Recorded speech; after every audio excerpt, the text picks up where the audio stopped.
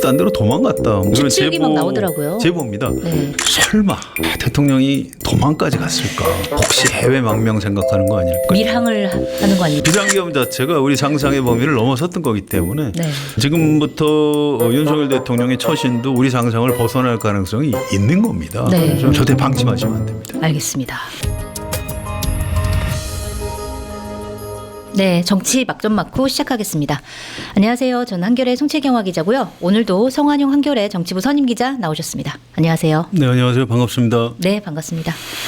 자, 윤석열 대통령 내란 혐의 관련해서 수사 그리고 탄핵 심판 이렇게 투 트랙으로 진행이 되고 있는데 탄핵 심판 헌법재판소에서 탄핵 심판하는 경우에는 헌법재판관 2명이 추가로 임명이 되면서 이제 8인 체제로 속도를 내면서 가고 있습니다. 그런데 공수처 수사 같은 경우에는 지난 3일에 윤석열 대통령 체포영장 집행하러 갔다가 경호처가 막아서 불발이 됐습니다.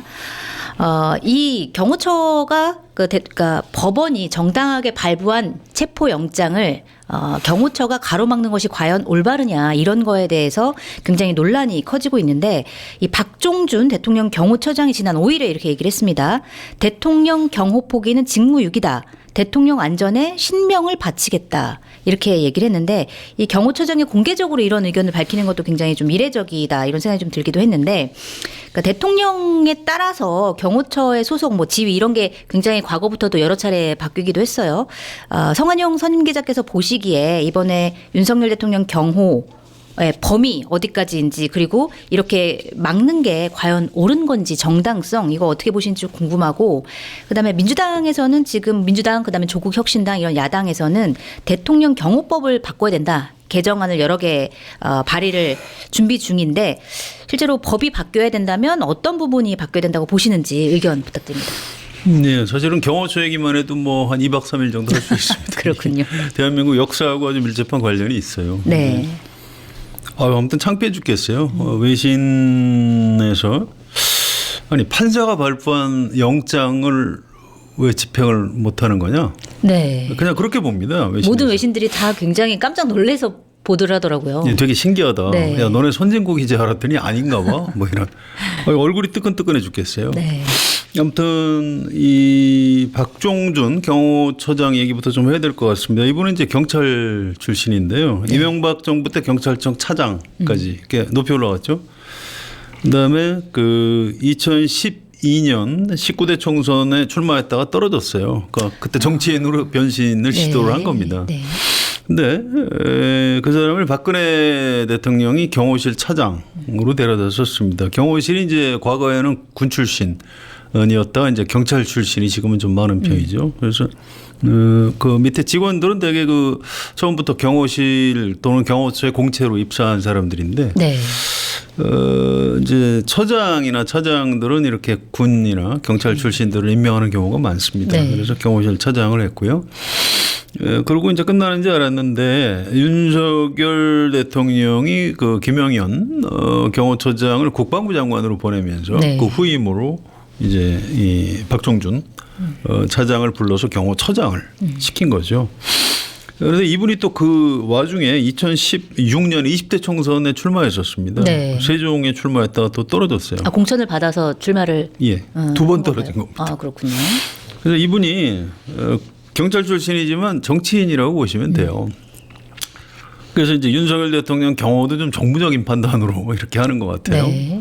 본인이 나중에 정치로 복귀했을 때 뭐 지지 세력을 뭐 위한 그런 거죠. 거라든지. 머리가 좀 네. 복잡할 겁니다. 아무튼 이 법원의 영장에 대해서 이게 법적 논란이 있기 때문에 난 이거 집행에 협조할 수 없고 나는 대통령을 지키는 사람이다. 뭐 이런 얘기를 하고 있는데 아니 국민의힘에서 지금 그 이 수사 주체 얘기 또 판사의 영장에 대해서 이거 좀 문제가 있다 불법이다. 그렇게 얘기를 하고 그렇게 있더라고요. 주장을 하는데 이게 사실 정치 공세거든요. 네. 그 확인은 다 법원에서 하는 거지 국민의힘이 사법부가 아니에요. 네.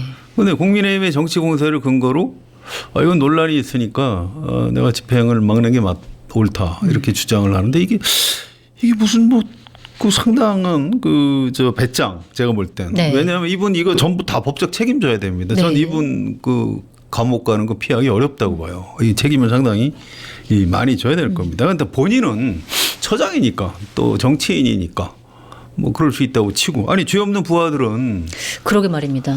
아니 입건했다가 나중에 유죄 판결 나오면 그분들 연금 뭐 저 국가연금 다 박탈당하고 인생 망쳐요. 네. 어떻게 이런 사람이 경호처장을 지금 하고 있는지 알 수가 없고요. 근데 이제 이런 게 있어요. 경호처장에 대한 신화 같은 게 좀 있습니다. 경호실장 이제 저희 세대들은 경호실장에 더 익숙해요. 네. 피스톨박이라고 박정규 쿠데타 때 옆에 군복 입고 이렇게 권총 차고 있었던 사람이 있습니다. 네. 뿔테 안경 쓰고 유명한 사람이죠. 이분이 이제 박정희 때 창설된 경호실의 2대 실장인데 이분이 1974년에 광복절 행사 때 그 문세광 네. 씨가 이제 유경수 여사를 이제 총으로 쏴서 사망하는 그 불행한 사고가 터졌죠. 그 책임을 지고 이제 물러나게 됩니다. 예, 박정규 경호실장이 가장 유명했고요. 그 다음에 이제 그 뒤에 차지철 네. 경호실장. 이분은 뭐 박정희 호가호위의 대명사로 돼 있죠. 그래서 경호실장이 무슨 경호실장의 정무수석, 경호실장의 경제수석 을 뒀어요. 아 그래요? 예. 아 경호실장 밑에 그렇습니다. 그런 직책이 있었나요? 만들었어요, 자기가. 네. 또 국기 하강식이라는 걸 만들어 가지고 장관들 다 오라 그래. 그래갖고 경호실장이 이렇게 국기 하강식을 이렇게 네. 주재를 해요. 거의 거기서 대통령에 준하는 것 같은 권력을 그렇죠. 가지고 거의 있는 뭐 것처럼 부통령 보이네요. 행세를 한 거죠. 그러니까 대통령 경호를 명분으로. 물론 이제 박정희 대통령이 이제 남북 대치 상황에서 그 살해 위협을 많이 당한 건 사실이에요. 또 이제 공비도 많이 내려왔죠. 이제 그런 걸 명분으로 해서 이제 경호실이 권력을 쥐는. 그다음에 50 때도 또 이어집니다. 장세동이라고 기억나시는지 네. 이분 유명한 사람인데 요즘 여러분 혹시 심기경호 이런 말 다 많이 쓰죠. 쓰시죠? 네. 이 말을 장세동 씨가 만들었어요. 아 그래요. 대통령의 마음이 편안해야 국정도 잘 된다. 그래서 우리가 심기까지 경호해야 한다.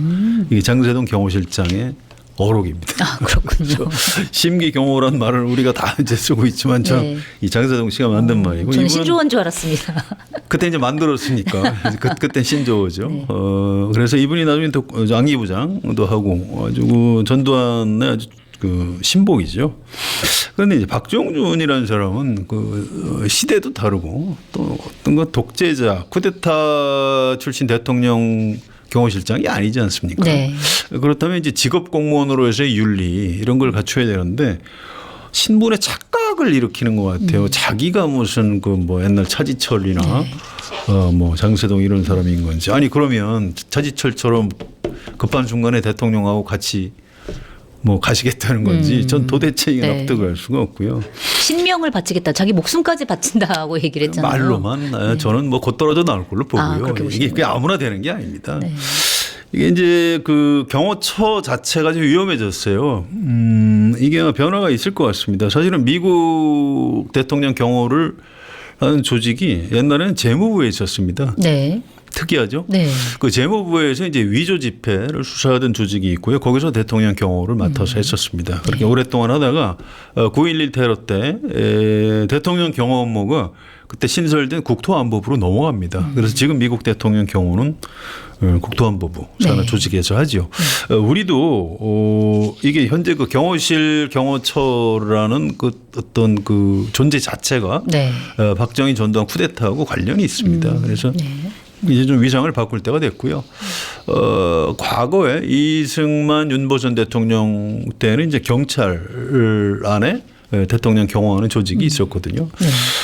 그게 좀 합리적이라고 봅니다. 역시 그 경호 이런 거는 경찰이 잘해요. 네. 경호할 때 경찰 그 경자입니다. 네. 그래서 우리도 이제 경호처를 차제 좀 따로 떼어내서 네. 경찰 쪽으로 좀 옮기는 게 어떤가. 민주당 네. 제안이 굉장히 합리적인 셈이죠. 그렇군요.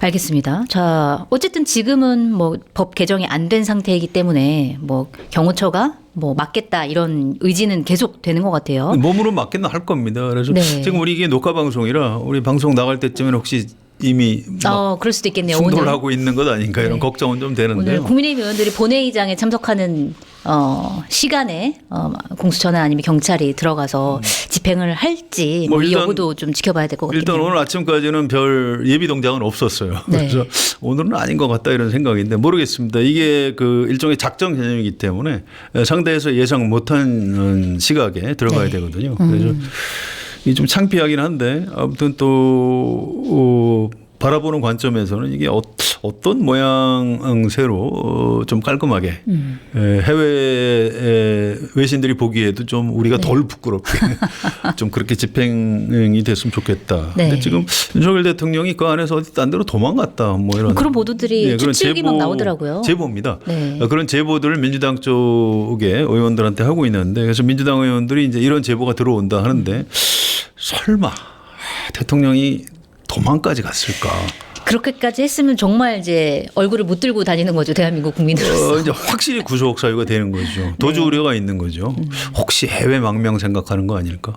뭐 이런 생각까지. 밀항을 하는 거 아닐까? 뭐 그럴 수도 여러 있습니다. 가지. 우리가 이제 온갖 그 비상계엄 자체가 우리 상상의 범위를 넘어섰던 거기 때문에 네. 지금부터 윤석열 대통령의 처신도 우리 상상을 벗어날 가능성이 있는 겁니다. 네. 그래서 절대 방심하시면 안 됩니다. 알겠습니다.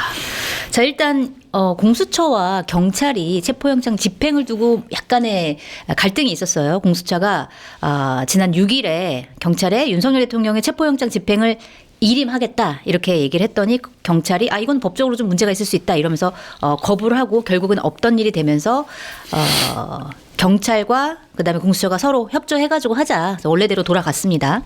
그리고 공수처가 영장을 이제 다시 청구해서 법원이 7일에 발부를 하면서 경찰과 공수처가 공조해서 언제 재집행에 나설지 이게 지금 이슈가 되고 있는데.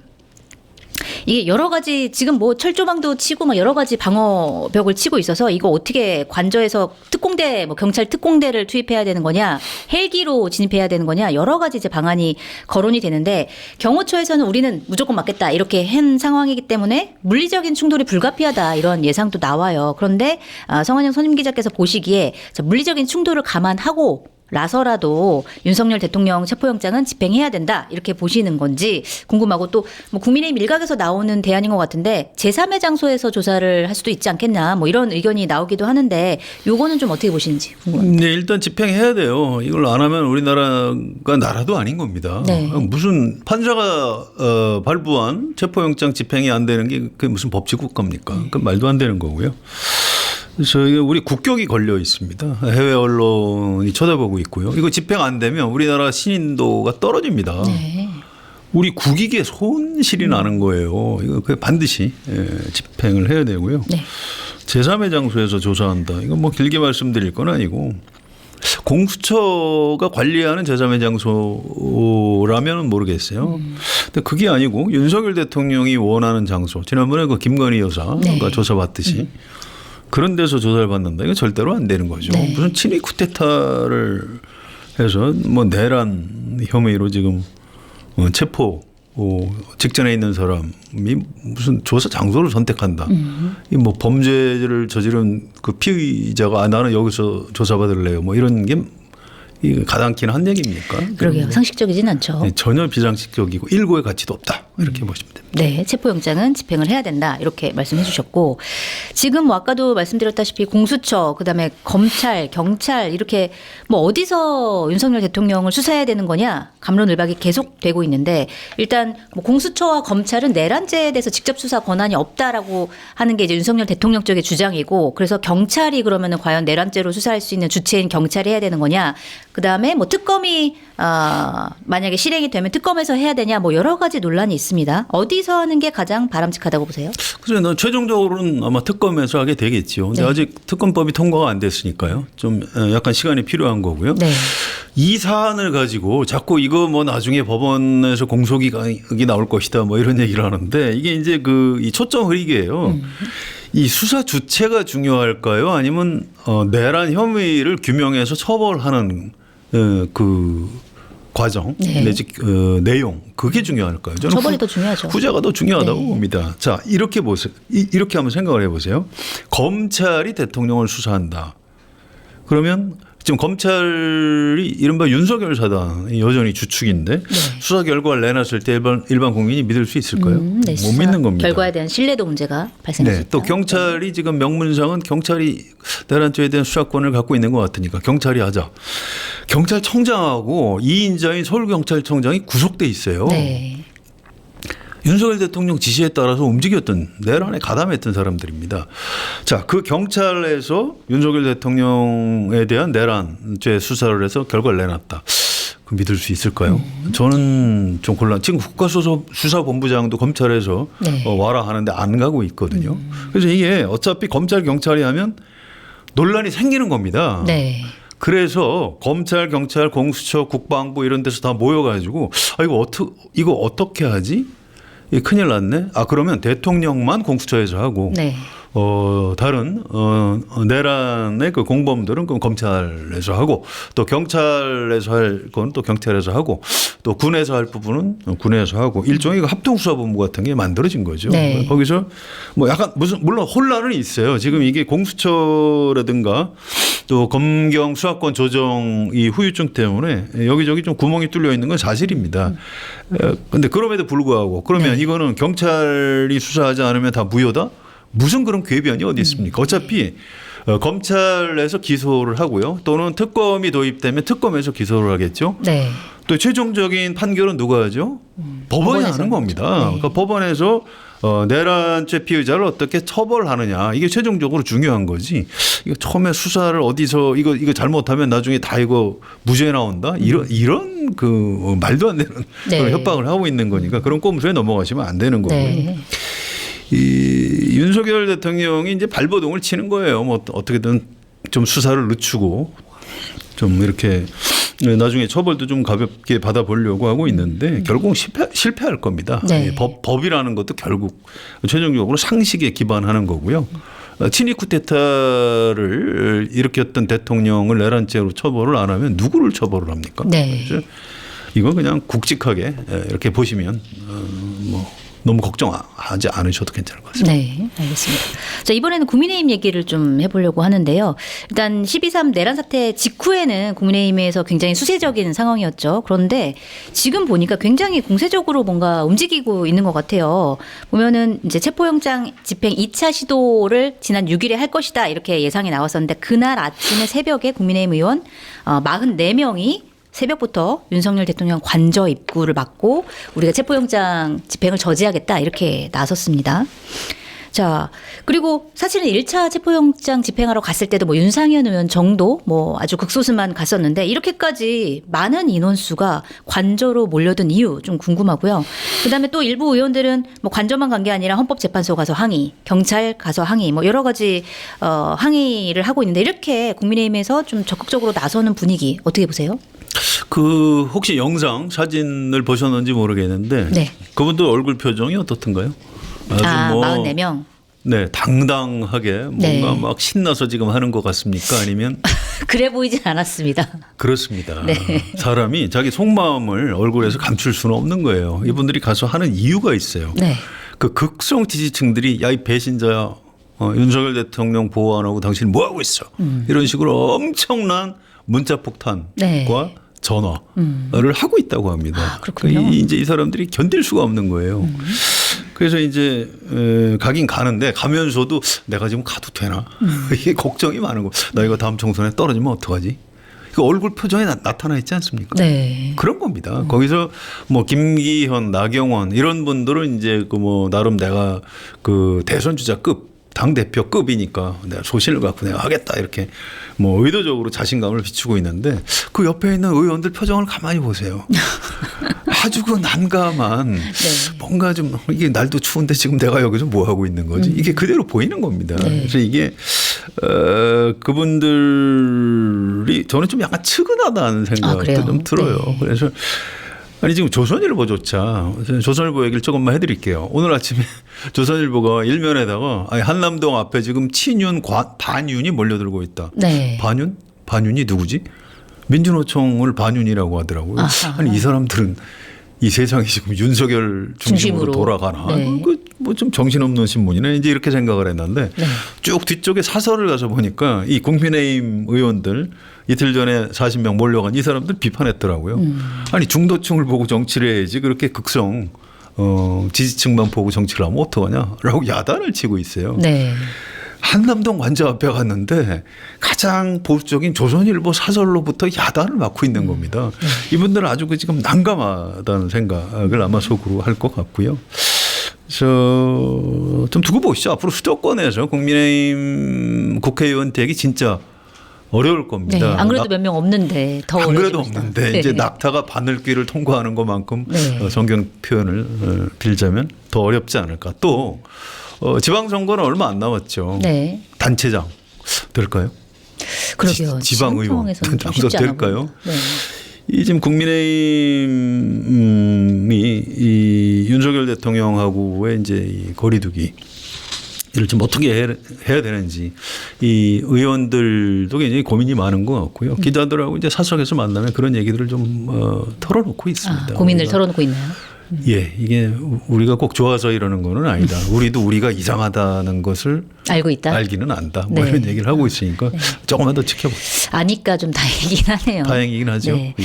참 그리고 이 지지율도 굉장히 좀 의문이긴 해요. 여론조사를 보면 최근에 이제 보수 결집 현상이 나타나고 있다 이렇게 분석들이 많이 나오고 있는데 리얼미터 그 결과를 좀 소개를 해드릴게요. 리얼미터가 에너지 경제신문 의뢰로 지난 2일부터 3일까지 전국 성인 1,001명을 대상으로 조사한 결과를 보면 국민의힘의 지지율이 34.5%가 나왔습니다.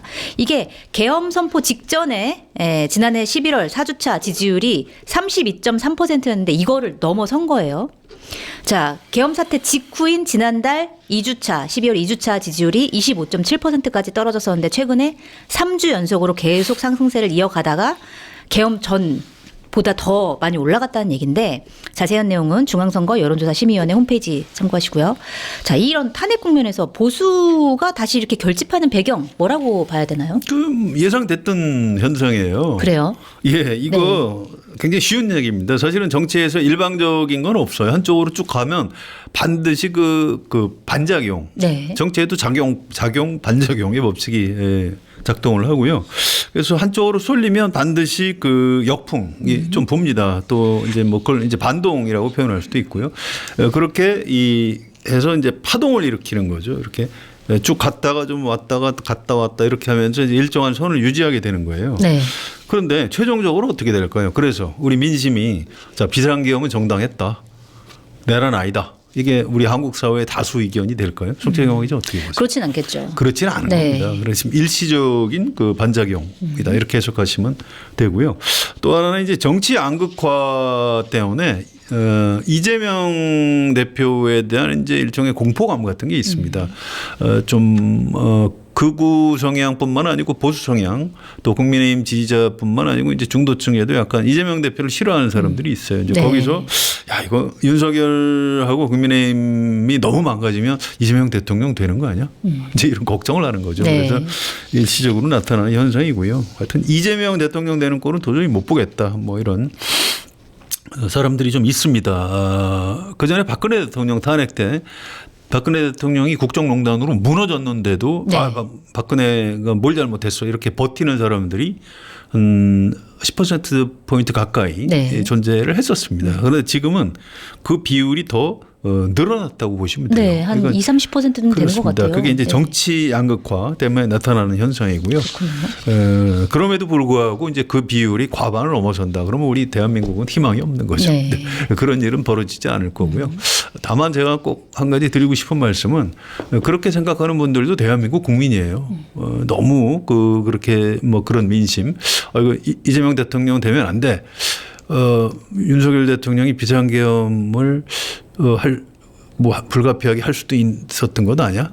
이렇게 생각하는 사람들하고도 이제 좀 대화를 하셔야 돼요. 네. 그래서 그건 이런 면이 있고 뭐 이런 면이 있다. 이렇게 해서 우리 대한민국 같이 국민이기 때문에 이렇게 토론을 통해서 대화를 통해서 같이 가야 된다. 네. 이 말씀은 꼭 드리고 싶습니다. 네, 완전히 차단하지 말자 서로를 이런 예, 말씀. 별로 좋은 거 아닙니다. 네, 알겠습니다. 자, 그리고 윤석열 대통령 관저 앞에 모인 지지자들 계속 모여들고 있는데 이게 지난 1일에 1월 1일에 새해 첫날 윤석열 대통령이 탄핵 반대 집회 참석자들에게 편지를 보냈습니다. 그 이후로 좀 더 많이 모이고 있는 거 아닌가 뭐 이런 생각이 드는데 이 편지를 좀 살펴보면 실시간 생중계 유튜브를 통해서 여러분께서 애쓰시는 모습을 보고 있습니다. 정말 고맙고 안타깝다 뭐 이런 내용. 그다음에 표현을 보면 주권 침탈 세력, 반국가 세력의 준동 뭐 이런 표현들이 있어요. 자, 이 편집글 보시고 좀 이건 좀 너무 위험하다 이렇게 생각하시거나 좀 눈길이 가는 대목 있으시면 좀 부탁드립니다. 이제 전반적으로 선동이죠. 뭐 내가 보고 있어요, 여러분.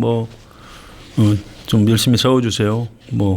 뒤집어서 생각하면 여러분 나 무서워 죽겠어요. 나 좀 살려주세요. 네. 호소일 수도 있고요. 또 이걸 전반적으로 해석할 생각은 없고요. 저는 생중계 유튜브를 보고 있다. 하루 종일 하거든요. 네. 그럼 하루 종일 그걸 보고 있다는 얘기입니다. 그러게요. 아니 하긴 요새 그 보수 신문도 안 보는 것 같아요. 네. 왜냐하면 보수 신문에서도 윤석열 대통령 굉장히 강하게 비판하거든요. 네. 근데 윤석열 대통령 태도 변화가 없는 걸 보면 진짜 하루 종일 네. 생중계 유튜브만 보고 있는 것 같아요. 이 참 큰일 났습니다. 네. 이게 윤석열 대통령을 보수 정당 국민의힘 안에서는 업둥이 이런 표현을 쓰는데 업둥이를 데려다가 이제 가업을 잇게 했더니 지금 네. 이 집안 기둥 뿌리까지 지금 흔들리고 있다. 네. 이런 표현들을 해요. 그래서 참 답답하고요. 이 윤석열 대통령 지시에 따라 움직였던 군 지휘관들, 특전사령관, 수방사령관, 방첩사령관 다 어디가 있죠? 감옥에 있죠. 네. 또 김영현 전 장관, 또 경찰 수뇌부 다 감옥 가 있죠. 아니 부하들은 내란 혐의로 다 감옥 가 있는데 두목이라는 사람이 나는 내란 안 했어. 경호처 뒤에 숨어 있고 어디 도망갈 궁리나 하고 이게 말이 돼요? 그러게 말입니다. 비겁하기 짝이 없는 겁니다. 참 나라 꼴이 참 한심하다 이런 말씀을 드리지 않을 수가 없습니다. 네, 알겠습니다. 자, 이제 국민의힘 지도부 얘기를 좀 해보려고 하는데 이 내란 사태 이후에 윤석열 대통령이랑 어떻게 관계를 설정해야 되는지 아까 국민의힘 일부 의원들 속이 굉장히 좀 많이 힘들 것이다. 자기도 사실은 윤석열 대통령을 방어하고 싶진 않지만 지지자들 성화에 못 이겨서 하는 측면도 있을 것이다. 이렇게 말씀해 주셨는데 일단은 새로운 지도부가 들어섰잖아요. 권영세 국민의힘 비대위원장 새로 들어섰는데 일부 의원들 예를 들어 관저 앞으로 가는 거 그다음에 전광훈 목사가 주도하는 탄핵 반대 시위에 가는 거 이런 사람들이 있을 때 이런 사람들에 대해서는 이거는 개별적인 행동이고 지도부 차원은 아니다 이렇게 어느 정도의 거리두기는 하고 있는데 어쨌든 탄핵 심판 결과가 나와서 탄핵이 실제로 된다거나 아니면 그 이후에 이제 대선이 치러진다거나 그랬을 때 윤석열 대통령이랑 어느 정도 선을 긋지 않으면 사실은 선거 자체가 쉽지 않을 텐데 지도부 앞으로 어떻게 할지 어떻게 보세요? 지도부는 지금 일단 한남동 앞에 몰려가는 의원 40명 거기 지도부는 가지 마라. 네. 이렇게 실제로 권영세 위원장이나 권성동 원내대표가 선을 긋고 있고요. 네. 또 최고위원들도 거기 안 가고 있죠. 그래서 좀 엉거주춤 이런 상태라고 보시면 되고요. 네. 이제 그게 왜 그럴까요? 한번 역지사지를 해볼 필요가 있어요. 이제 제가 그분들 의견에 동의하는 건 아니지만 그분들 중에 이제 우리 그 한겨레 기자들한테 털어놓는 사람들이 좀 있습니다. 네. 우리 기자도 궁금하니까 물어볼 거 아니에요? 왜 그러세요, 도대체? 손절 안 하시고.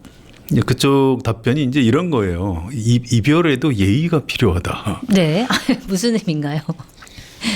그만큼 힘들다는 거죠. 이별하기가. 심지어 안젤리나 졸리하고 브래드 피트가 실제로 결혼해서 산 기간보다 이혼하는데 걸린 기간이 훨씬 더 길다고 합니다. 네. 또 우리 국내에서도 최태원 회장하고 노소영 씨 사례도 있죠. 세기의 이혼 이런 표현도 쓰지만 그 재산 분할 문제를 가지고 엄청나게 법원에서 싸움을 하고 있죠. 네. 그래서 자기들도 이제 윤석열 대통령하고 이혼해야 된다는 건 안 되는 거예요. 네. 그런데 한꺼번에 확 떨어져 나오면은 이게 좀 의리가 없어 보이고 자기들은 이제 배신하지 않는다. 이게 굉장히 중요한데 네. 좀 너무 야박하게 되면 또 민심의 역풍을 맞지 않을까 이런 걱정을 한다는 겁니다. 그런데 이제 앞으로 여론이 중요한데요. 네. 이렇게 보시면 될 것 같아요. 체포되거나 구속이 되면 국민의힘 의원들도 기가 좀 꺾일 것 같고요. 네. 또 죄수복을 입고 재판정에 들락거리는 모습을 보면 또 기가 조금 더 꺾일 겁니다. 또 법원에서 1심 선고가 나오면 기가 푹 꺾이겠죠. 네. 또 2심 선고가 나오면 거의 이제 막 절반 이하로 기가 꺾였다가 대법원 최종 판결이 날 때쯤 되면 아니 뭐 저 사람은 원래 우리 사람이 아니고 문재인 정부 때 검찰총장 하던 사람인데 네. 이제 이런 식으로 그때 가서 이제 완전하게 이별을 할 겁니다. 그래서 아직 갈 길이 멀다고 보시면 되고요. 물론 이제 탄핵 심판 파면 그 결정도 있네요. 실제로 윤석열 대통령 파면 네. 현실화되면 그때는 국민의힘이 윤석열 대통령을 감쌀 가능성이 없다고 보시면 됩니다. 지금 근데 뭐 헌법재판소의 그 심판 결과에 대해서 약간 불복하려고 하는 분위기, 움직임 이런 것도 있는 것 같은데 그러지는 않을까요? 네, 지금 말은 그렇게 하고 있는데 네. 그럴 리가 없죠. 왜? 자기들도 살아야죠. 네. 윤석열을 버려야 자기들이 정치를 계속할 수 있다는 걸 알고 있는 겁니다. 그래서 지금은 뭐 이렇게 굉장히 비상식적인 모습을 보이고 있지만 앞으로 시간이 지나면서 결국 순리를 따를 수밖에 없을 것이다. 이렇게 봅니다. 네, 알겠습니다. 자, 오늘 말씀 여기까지 들으려고 하는데요. 마무리 말씀 부탁드리겠습니다. 이 윤석열 대통령 한마디로 좀 과대망상증 같은 게 있는 것 같아요. 자기가 국정을 잘못해서 총선 참패해놓고 부정선거 때문이다. 네. 이렇게 믿는 그런 수준의 정신세계에 살고 있었다는 게 이제 드러났죠. 부정선거를 주장하는 사람들이 사실은 이게 부정선거라고 생각해서 주장하기도 하지만 돈벌이 측면도 저는 있다고 봅니다. 극우 유튜버들 같은 경우에는. 그렇습니다. 네. 이게 자기도 잘 모르겠는데 부정선거를 얘기하면 막 돈이 들어오니까. 네. 아주 나쁜 사람들이죠. 근데 이제 그걸 본 윤석열 대통령은 맞아. 부정선거 때문에 졌지. 내가 잘못해서 졌을 리가 없어. 이렇게 생각하는 거죠. 네. 그걸 일종의 그 방어 기제라고 하는데요. 그래서 이제 친이 쿠데타까지 일으켜서 국회의장 여야 대표 다 잡아놓으려고 했고 또 국회를 무너뜨리고 새로운 입법기구를 만들려고까지 한 거죠. 네. 본인이 박정희나 전두환 흉내를 내려고 했던 것 같아요. 참 기가 막히는 일이고요. 네. 정상적인 사고를 하는 사람이라면 불가능한 그런 일을 이미 저지른 겁니다. 이거 지금 막 혼란 와중에 우리가 막 좀 혼동스러울 수 있는데요. 낱낱이 진상을 규명하고 책임을 아주 철저하게 물어야 됩니다. 앞으로 이제 순서가 이렇게 될 거예요. 윤석열 대통령 체포, 그다음에 구속. 그다음에 아마 헌법재판소 탄핵심판 전원일치 파면 결정이 먼저 나올 겁니다. 네. 또 조기 대통령 선거까지 하겠죠. 그 이후에 아마 윤석열 대통령에 대한 1심 선고, 2심 선고, 최종 대법원 판결까지 내려지려면 한 1년 반 이상, 한 네. 2년 가까이 걸리지 않을까 이렇게 예측이 됩니다. 이 엄벌에 처해야 되고요. 내란 우두머리 형량은 사형, 무기징역 또는 무기 금고까지입니다. 네. 그 밑에 뭐 징역 몇십 년 그런 거 없어요. 네. 저는 이 형량 그대로 부과해야 된다고 보고요. 이건 제가 잔인해서 그런 게 아니고 이걸 용서하면 이런 과대망상증 대통령이 또 출연해서 비상계엄하는 거를 막을 수가 없는 겁니다. 네. 아주 철저하게. 어떤 정상적인 뭐 반대 세력, 비판 세력은 항상 있을 수 있는 건데 그걸 뭐 종북 반국가 세력이라고 해서 뭐 잡아 가두려고 하고 또 영구 집권을 획책하려고 하는 어떤 극우 세력의 준동 이런 걸 막아야 됩니다. 그때까지 긴장 늦추면 안 되는 거고요. 네. 어쩌면 이번 싸움은 아직 시작도 안 됐는지도 모릅니다. 그래서 우리 모두 좀 정신 바짝 차려야 한다. 네. 이 말씀을 드리겠습니다. 알겠습니다. 정신 바짝 차려야 된다. 마지막 말씀 잘 새겨들어야 될 것 같습니다. 오늘도 깊이 있는 분석 감사드리고요. 저희는 다음 주에 다시 찾아오도록 하겠습니다. 고맙습니다.